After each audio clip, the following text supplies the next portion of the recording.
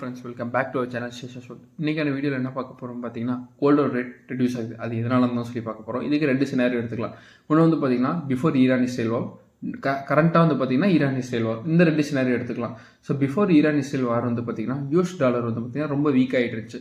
So அதனால் என்ன பண்ணாங்க, எல்லா ஃபெடரல் பேங்க்ஸ், அதாவது வேர்ல்டில் இருக்க எல்லா ஃபெடரல் பேங்க்ஸுமே கோல்டை வந்து பேக்கப்பாக வாங்கி வச்சுட்டு இருந்தாங்க. பட் இப்போ வார் சினாரியோவில் வந்து பார்த்தீங்கன்னா க்ரூட் ஆயிலோட டிமாண்ட் அதிகமாக ஆரம்பிச்சிருச்சு. ஸோ எல்லாருமே எதில் போய் இன்வெஸ்ட் பண்ண ஆரம்பிச்சிட்டாங்க, க்ரூடில் இன்வெஸ்ட் பண்ண ஆரம்பிச்சிட்டாங்க. நாட் ஒன்லி பேங்க்ஸ், நம்ம கண்ட்ரி வாங்குறதையும் தாண்டி எல்லா ஷேரில் இன்வெஸ்ட் பண்ணுற ஸ்டேக் ஹோல்டர்ஸாக இருக்கட்டும், எல்லாருமே க்ரூடை நோக்கி இன்வெஸ்ட் பண்ண ஆரம்பிச்சிட்டாங்க. அதே மாதிரி வந்து பார்த்தீங்கன்னா டிஃபென்ஸ் டெக். ஸோ டிஃபென்ஸ் டெக்கோட இம்பார்ட்டன்ஸ் வந்து இப்போ எல்லாத்துக்கும் தெரிய ஆரம்பிச்சிருச்சு. ஸோ அவங்க டிஃபென்ஸ் டெக்லேயும் இன்வெஸ்ட் பண்ண ஆரம்பிச்சிட்டாங்க. அதே மாதிரி பார்த்தீங்கன்னா டாலர் வந்து கொஞ்சம் ஸ்ட்ரென்தன் ஆகிட்டு இருக்கு. ஸோ அதனால என்ன பண்ணுறாங்கன்னா யூஎஸ் பாண்ட்ஸ்லையும் கொண்டு போய் இன்வெஸ்ட் பண்ணிட்டு இருக்காங்க. ஸோ இதனால இதுக்கு பேக்கப்பாக இருந்த கோல்டும் சரி சில்வரும் சரி இப்போ வந்து பார்த்தீங்கன்னா ரெடியூஸ் ஆகிட்டு இருக்கு. வேற எந்த ரீசனும் இல்லை கோல்டோட ரேட் வந்து ரெடியூஸ் ஆகிறதுக்கு.